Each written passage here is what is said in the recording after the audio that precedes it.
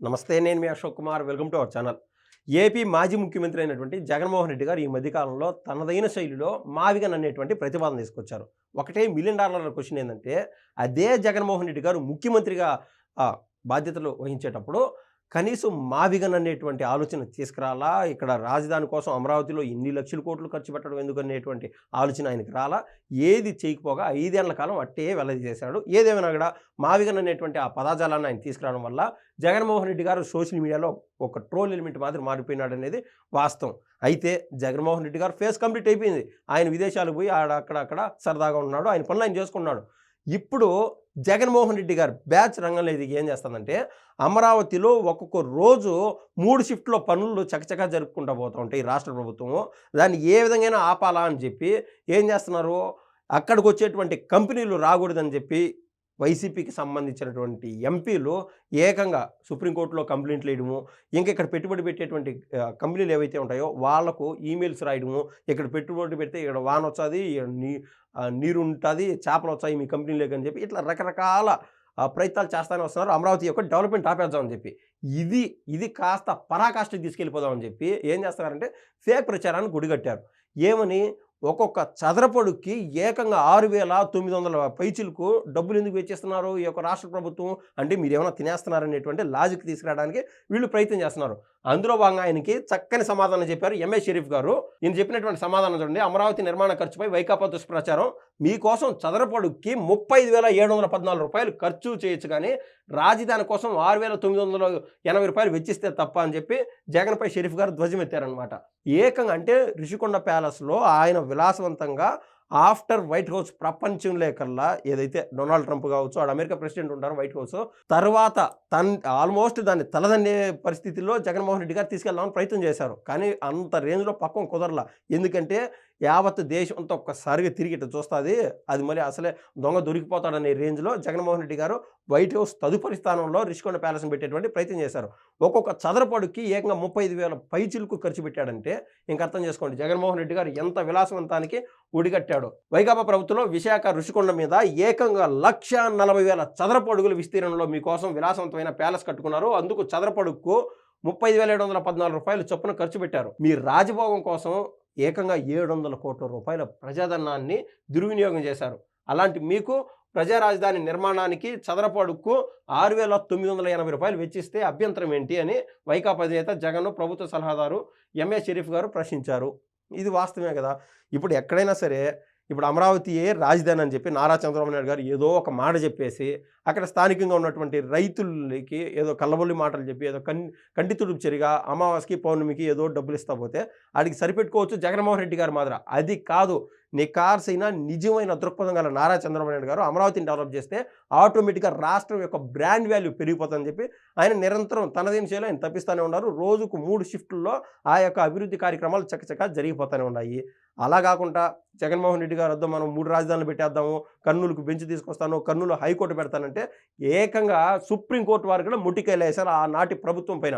ఎట్లా తీసుకెళ్తావు ఇక్కడ హైకోర్టుని, నువ్వేమైనా మార్చాలనుకుంటున్నావా కర్నూలుకి అని చెప్పి.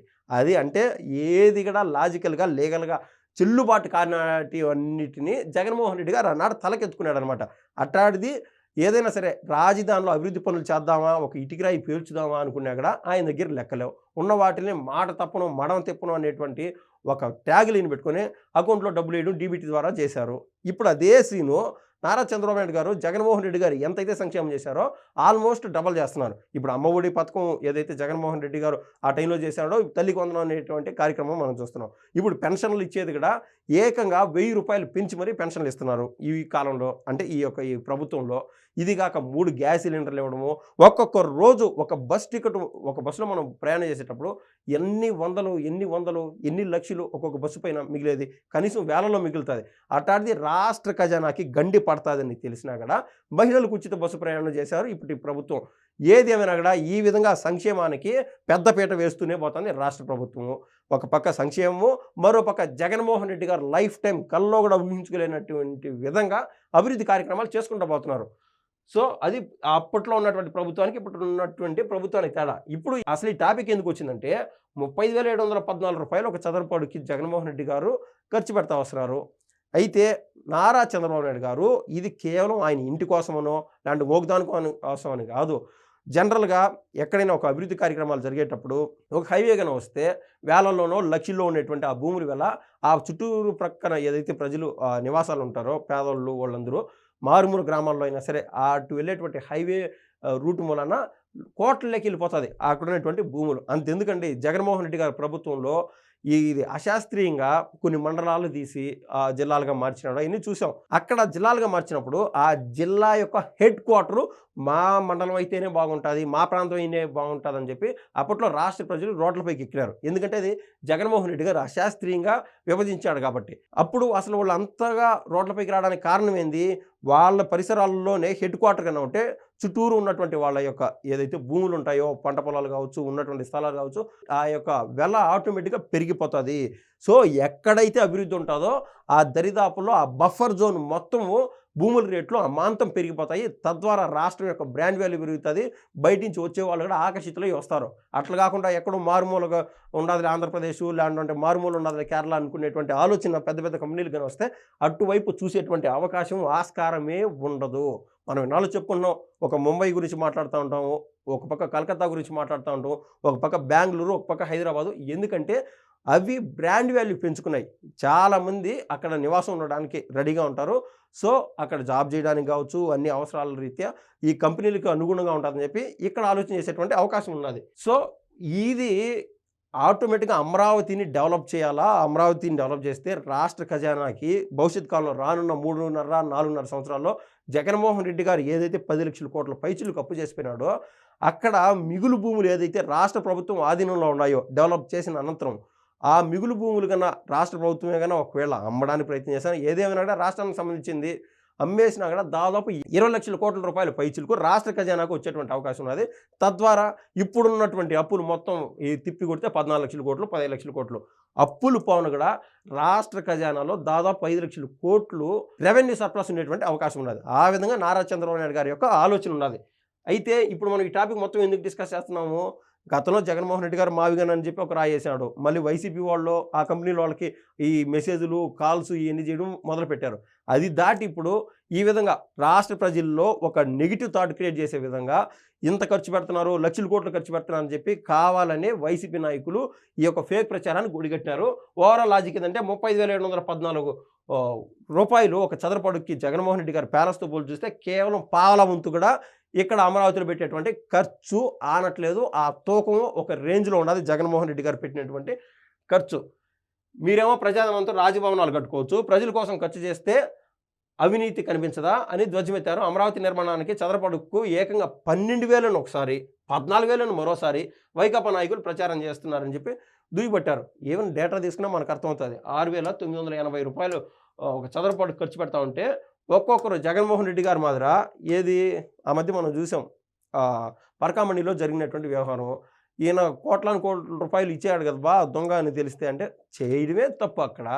సో, లెక్కాచారాల్లో జగన్మోహన్ రెడ్డి గారికి క్లారిటీ లేదు. ఒక 9 నోట్లు పెట్టుకొని 72,000 అవుతుందని చెప్పడం.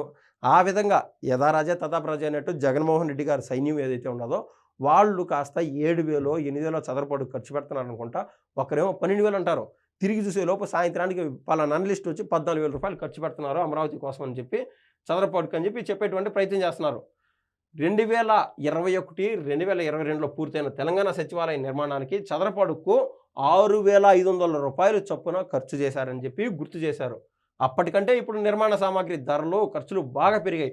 అయినా ఏపీ ప్రభుత్వం చదరపు అడుగుకు 6,980 రూపాయలు చెల్లిస్తోంది. తెలంగాణ విషయంలో లేని అభ్యంతరం అమరావతి విషయంలో ఎందుకు వచ్చిందని, అమరావతిని అడ్డుకోవాలని కుట్రలో భాగం కాదని చెప్పి జగన్మోహన్ రెడ్డి గారిని అయితే ప్రశ్నించారు షరీఫ్ గారు.